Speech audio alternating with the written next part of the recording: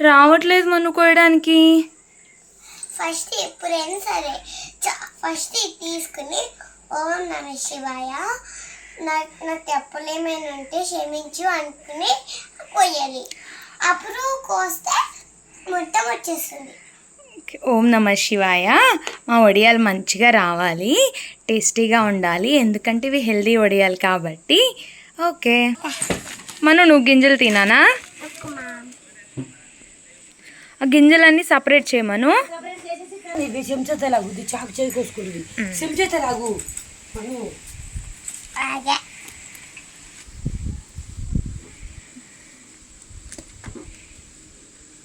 Hi అండి, ఎంతో tasty అయిన గుమ్మడికాయ వడియాలు అయితే పడుతున్నాము. పిల్లలు కూడా హెల్ప్ చేస్తున్నారు. ముందు రోజు నైటే చక్కగా కోసేసి మనం ఏదన్నా మూట కట్టి బరువు అయితే పెట్టుకోవాలి. ఆ క్లిప్ అయితే మిస్ అయింది.